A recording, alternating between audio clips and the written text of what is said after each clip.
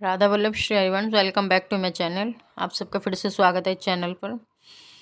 आज हम वीडियो लेके आए हैं फागुन मास में आने वाली आमल एकादशी, जो रंगभरणी एकादशी के नाम से भी जानी जाती है।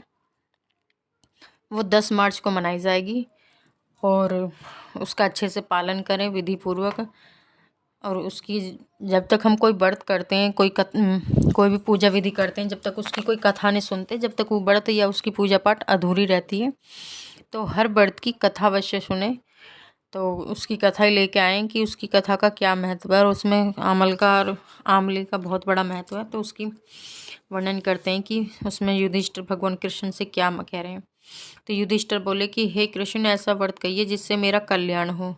कृष्ण जी बोले कि रहस्य और इतिहास सहित व्रतों में उत्तम व्रत मैं कहता हूँ जो संपूर्ण फलों को देने वाला है। हे राजन, आमल की एकादशी का व्रत का पड़े पड़े पापों को नाश करने वाला तथा 1000 गोदान के फल देने वाला है।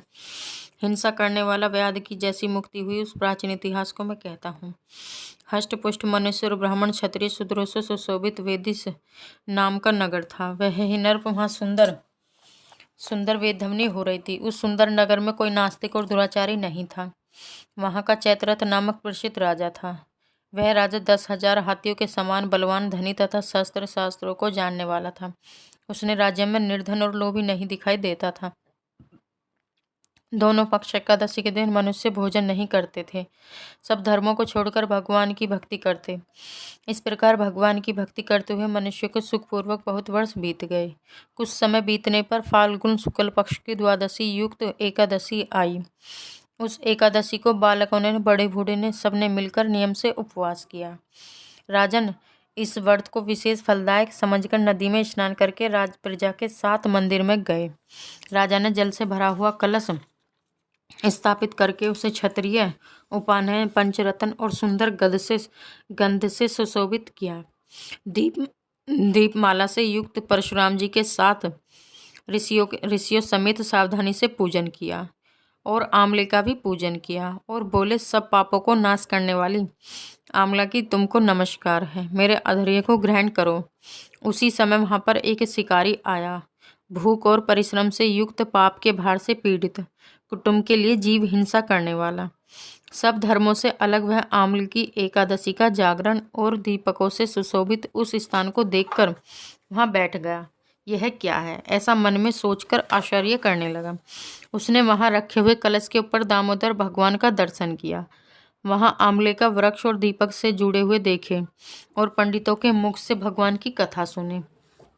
शुद्धित होने पर भी एकादशी का महात्म्य सुना। विस्मय युक्त होकर रात में जागरण किया। फिर प्रातःकाल सब मनुष्य नगर में गए। उस शिकारी ने भी घर पर आकर प्रसन्नता से भोजन किया। फिर बहुत काल के अनंतर व्याघ की मृत्यु हुई।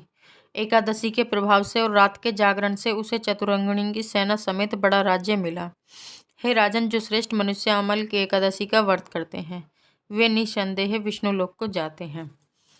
तो जो इस आमल की एकादशी का व्रत करता है, उसे 1000 गाय दान करने के बराबर फल प्राप्त होता है। तो हमें सब व्रतों में जो सबसे बड़ा व्रत है वो एकादशी का व्रत है। तो इसका पालन अवश्य करें। जितना हो सके, जैसा हो सके, अपने शरीर की सामर्थ्य के अनुसार तुलसी महारानी की पूजा करें, दल बिल्कुल ना दें, दीप दान करें और आंवले के नीचे दीपक जलाएं और भगवान के समीप बैठकर जागरण करें, कीर्तन करें। जितना हो सके अच्छे से अपने व्रत का पालन करें, कीर्तन करें, भगवान का जितना हो सके नाम जप करना। अब अगली वीडियो लेके आएंगे।